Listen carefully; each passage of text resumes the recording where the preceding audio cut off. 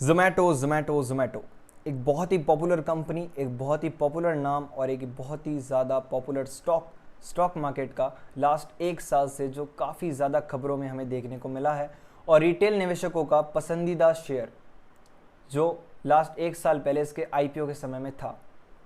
अगर हम आज की बात करें तो आज की तारीख में स्टॉक ने लास्ट एक साल में अराउंड -66% के आसपास रिटर्न्स दिखाए हैं, जिसका मतलब होता है कि अपने इन्वेस्टर्स का 50% से ज़्यादा पैसे का नुकसान करा दिया है। क्यों ये स्टॉक है वो लिस्टिंग के बाद कंटिन्यूसली गिर रहा है और अपने हाई के बाद जो स्टॉक है वो अराउंड आधी वैल्यू से भी ज़्यादा नीचे आ चुका है। और अगर हम आज के दिन ही बात करें तो आज के दिन स्टॉक के अंदर एक ही दिन में 11.25% की गिरावट हमें देखने को मिली है। इसके पीछे मेजर रीजंस क्या हैं? क्या ये एक अपॉर्चुनिटी है स्टॉक के अंदर इन्वेस्ट करने के लिए, या फिर ये एक ट्रैप है जिसके अंदर कि स्टॉक जो है इतना ज़्यादा गिरने के बाद लोग सोचते हैं कि हम इसके अंदर इन्वेस्ट कर लें तो यहाँ से जो स्टॉक है वापस से राइज करने लग जाएगा। जानेंगे इस वीडियो में। वीडियो को पूरा ज़रूर देखिए स्टॉक के बारे में एक डिटेल एनालिसिस के लिए। और अभी हमें आगे स्टॉक के अंदर क्या करना है, क्या हम स्टॉक के अंदर अभी बाय कर सकते हैं या हमें वेट करना चाहिए, या क्या ये एक अपॉर्चुनिटी हमारे लिए बन सकती है, क्या ये स्टॉक एक मल्टी बैगर रिटर्न्स हमें दिखा सकता है। सारे क्वेश्चंस के जवाब जो हैं वो आपको इस वीडियो में दिखेंगे। Without wasting any time let's start with our video. जो कंपनी है उसने अपना ऑल टाइम हाई लगाया था अपनी लिस्टिंग के बाद अराउंड 169 रुपीज़ के आसपास। उसके बाद कंटिन्यूसली इस कंपनी के अंदर हमें एक मेजर फॉल देखने को मिला और जो स्टॉक प्राइस है वो आज की तारीख में 47.60 रुपीज़ के आसपास आ खड़ा हुआ है। इतना मेजर फॉल इस कंपनी के अंदर हमें क्यों देखने को मिला और क्या रीजंस है इसके पीछे, और आज के दिन की अगर बात करें तो आज के दिन जो कंपनी है वो 11% के आसपास क्यों एक दिन के अंदर गिरी। कुछ न्यूज़ फैक्टर्स, कुछ टेक्निकल फैक्टर्स हैं इसके पीछे, वो हम जानेंगे इस वीडियो में। जो कंपनी की जो टोटल मार्केट कैप है वो है अराउंड 37,478 करोड़ रुपए, और जो कंपनी है वो ऑनलाइन फूड डिलीवरी बिजनेस के अंदर डील करती है। अब इसके फॉल के पीछे या फिर इस कंपनी के अंदर इतनी ज़्यादा नेगेटिविटी के पीछे जो मेजर रीज़न है वो यही है, जो कंपनी है वो अभी तक प्रॉफिटेबल नहीं है। लास्ट 5 साल से कंपनी ने 1 रुपये का प्रॉफिट नहीं कमाया है। हाई रेवेन्यूज जनरेट करती है, बट जब नेट प्रॉफिट की बात आए तो उसके अंदर जो हमें है माइनस के अंदर ही हमेशा डिजिट्स देखने को मिलते हैं। कंपनी जो अभी तक प्रॉफिटेबल नहीं है, प्लस में जो रिटेल निवेशक है वो खाली इसकी पॉपुलैरिटी देख के, इसका नाम देख के, इसके बिजनेस से खुद रिलेट कर पाते हैं, ये सोच के ही इस कंपनी के अंदर इन्वेस्ट किए जाते हैं। और जो नतीजा है वो आप सभी के सामने है, जो स्टॉक प्राइस है वो इतना ज़्यादा आज हमें गिरते हुए नज़र आ रहा है।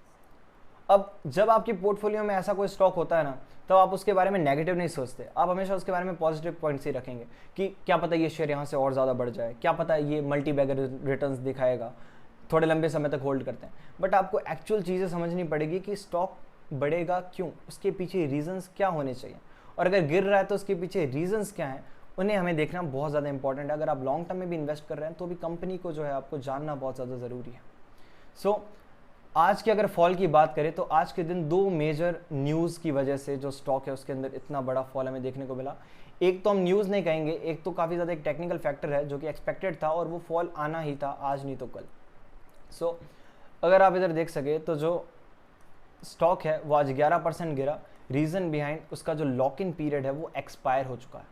अब ये लॉक इन पीरियड क्या होता है, जब भी कोई नया आईपीओ मार्केट में लिस्ट हो रहा होता है तो उसके आईपीओ की लिस्टिंग से पहले या आईपीओ के अंदर जब लोग इन्वेस्ट करते हैं, जो रिटेल निवेशक जब इन्वेस्ट करते हैं, उससे पहले कुछ एंकर इन्वेस्टर्स होते हैं जो काफ़ी ज़्यादा ह्यूज क्वांटिटीज़ के अंदर स्टॉक्स के अंदर ऑलरेडी पहले ही इन्वेस्ट कर देते हैं।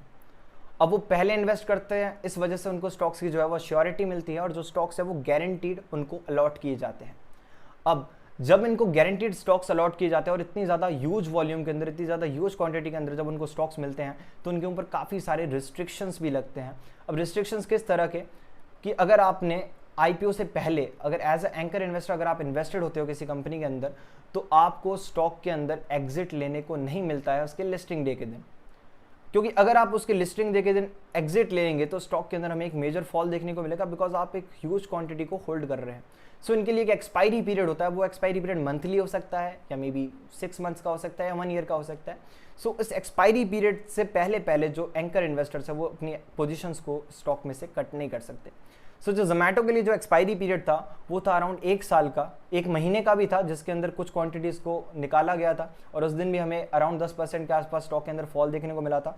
और जो दूसरा एक्सपायरी पीरियड था वो 23 जुलाई, बिकॉज 23 जुलाई 2020 को स्टॉक जो है 2021 को जो स्टॉक है वो लिस्ट हुआ था, और आज जो है उसको 1 साल अराउंड पूरा हो चुका है। और जो 23 तारीख थी उस दिन वीकेंड था, सो उस वजह से मार्केट जो है वो वर्किंग नहीं था, और आज जब मार्केट खुला तो इसके अंदर जो है वो वॉल्यूम्स निकली और स्टॉक्स के अंदर हमें इतना ज़्यादा मेजर फॉल देखने को मिला।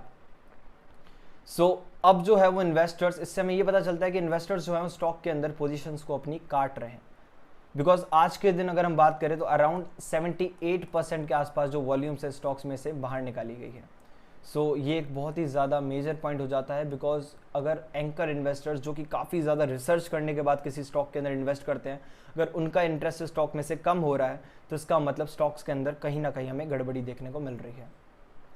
अब दूसरा जो मेजर न्यूज़ थी या दूसरा जो मेजर फैक्टर था कि अगर आज के दिन एक्सपायरी नहीं भी होती तो भी हमें ये फॉल देखने को या फिर इससे थोड़ा कम हमें फॉल देखने को मिलता, वो था एक बहुत ही बड़े क्लाइंट का इस कंपनी में से एग्जिट लेना। अब डोमिनोज जो कि जुबिलेंट फूड वर्क्स ओन करती है, उसने कुछ दिन पहले, 1-2 दिन पहले एक स्टेटमेंट निकाला जिसके अंदर उसने कहा कि हम जोमेटो और स्विगी के साथ अपना बिजनेस जो है वो डिसकंटिन्यू कर रहे हैं, बिकॉज जोमेटो और स्विगी जो है वो कंटिन्यूसली अपने जो कमीशन है उसको राइज करता जा रहा है, और अब जो है हम अपने डोमिनोज और जो डंकिन डोनट्स जो दूसरा ब्रांड है जो जुबिलेंट फूड ओन करती है, वो जोमेटो और स्विगी के साथ कोई डील नहीं करेगा। जब ये स्टेटमेंट जब बाहर आया तो सारे जो इन्वेस्टर्स थे उनके लिए एक नेगेटिव न्यूज़ थी, बिकॉज इतना बड़ा प्लेयर, क्योंकि डोमिनोज जो है वो खुद अपने आप में एक बहुत ही बड़ा ब्रांड है और काफ़ी ज़्यादा अच्छा खासा रेवेन्यू का जो पार्ट है वो जोमेटो और स्विगी के लिए आता है डोमिनोज जैसी कंपनी से। उसका एग्जिट कर जाना एक बहुत ही ज़्यादा नेगेटिव न्यूज़ थी। उस वजह से भी कहीं ना कहीं हमें स्टॉक के अंदर आज के दिन फॉल देखने को मिला। ये थी 2 मेजर न्यूज़ जिसकी वजह से जो जोमेटो का शेयर है वो आज के दिन इतना ज़्यादा गिरता हुआ हमें नज़र आया है। अब सवाल उठता है कि क्या हमें इसको एज अ अपॉर्चुनिटी समझकर इसके अंदर इन्वेस्ट करना चाहिए, बिकॉज 12% के आसपास स्टॉक गिर चुका है और रियली अगर हम देखें तो अराउंड -66% के आसपास जो स्टॉक है वो नीचे है। क्या ये सही है इसके अंदर इन्वेस्ट करने का? तो देखिए, जो कंपनी है वो नो डाउट लीडिंग कंपनी है ऑनलाइन फूड सर्विसेज बिजनेस के अंदर, और अगर इसका कंपटीशन हम दूर दूर तक देखें तो जो स्विगी है वो मार्केट में अभी तक लिस्टेड नहीं है, तो ये अपने सेक्टर की एक लौती कंपनी बन जाती है। बट इसके अंदर जो एंट्री है वो काफ़ी ज़्यादा इजी है और काफ़ी सारे जो लोकल प्लेयर्स हैं वो भी इसके अंदर एंटर कर रहे हैं। वो एक डराने वाली बात है। बट कहीं ना कहीं अगर हम इससे चाइना से कंपेयर करें तो चाइना के अंदर जो फूड डिलीवरी का बिजनेस है वो अराउंड 97% के आसपास पूरी कंट्री में ग्रो हो चुका है। बट इंडिया के अंदर अभी भी इस स्टॉक का इसका जो परसेंटेज है वो 13 से 14% के आसपास है। तो जो हेडरूम ऑफ ग्रोथ है वो अभी भी इस स्टॉक के अंदर है। बट पॉइंट इज, इसके जो नेगेटिव कैश फ्लोज है, इसके जो नेगेटिव फाइनेंशियल्स हैं, वो स्टॉक की ग्रोथ के अंदर कहीं ना कहीं जो है एक अड़चन का काम कर रहे हैं। अगर आप स्टॉक की प्रॉफिटेबिलिटी को देखेंगे तो जो सेल्स की ग्रोथ है वो कहीं ना कहीं हमें राइज करती हुई नजर आ रही है। बट अगर आप प्रॉफिट्स को देखेंगे तो इसके अंदर जो प्रॉफिट्स है वो आपको माइनस के अंदर ही नजर आ रहे हैं कंटिन्यूसली। जो माइनस के अंदर जो आप ये नंबर्स देख रहे हैं, जो प्रॉफिट है वो कंपनी कमा नहीं पा रही है लास्ट 5 से 6 साल के अंदर। इस रीज़न की वजह से जो कंपनी है वो इतना ज़्यादा फॉल जो है वो फेस कर रही है। आरओई भी अगर आप देखें तो वो भी नेगेटिव है। इन्वेस्टर्स का पैसा इस कंपनी ने डुबा दिया है ऑलमोस्ट, हम कह सकते हैं इसका, बिकॉज आधा कर दिया है।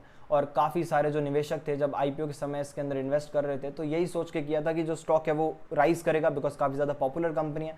बट ऐसा कुछ हमें इसके अंदर देखने को नहीं मिला, बिकॉज काफ़ी सारे जो इनसाइट्स होते हैं वो रिटेल इन्वेस्टर्स से छुपे रहते हैं और वो देख नहीं पाते। वो खाली उसका जो आंखों से जो बिजनेस दिख रहा है उसी को खाली नोटिस करते हैं और समझते हैं कि कंपनी काफ़ी ज़्यादा अच्छा परफॉर्म कर रही है और इसके अंदर हमें इन्वेस्ट करना चाहिए। बट हमें किसी भी स्टॉक के अंदर इन्वेस्ट करने से पहले उसके फाइनेंशियल्स को देखना, उस कंपनी की अदर फैक्टर्स को देखना, उसके पीयर्स को देखना काफ़ी ज़्यादा इंपॉर्टेंट हो जाता है। अगर आप मुझसे पूछेंगे कि अभी स्टॉक के अंदर हमें एंट्री लेनी चाहिए या नहीं लेनी चाहिए या वेट करना चाहिए, अभी जो कंपनी है इस पॉइंट के ऊपर इसके अंदर हमें एंट्री जो है वो नहीं लेनी चाहिए। रीज़न बिहाइंड, अगर हम टेक्निकल चार्ट्स पे भी इस कंपनी को अगर देखें ये है इसका 1 साल का, जब से ये लिस्ट हुई है तब का चार्ट, और यहाँ पे जो है वो कंपनी ने अपना डेब्यू किया था और यहाँ से एक हाई लगा के और कंटिन्यूसली एक फॉल के अंदर हमको ये देखने को मिल रहा है। अब इसका जो ऑल टाइम लो था, अब इस कंपनी का ऑल टाइम लो था वो था ये पॉइंट, ये इसका ऑल टाइम लो था और आज के दिन इसने अपने ऑल टाइम लो को भी ब्रेक कर दिया है।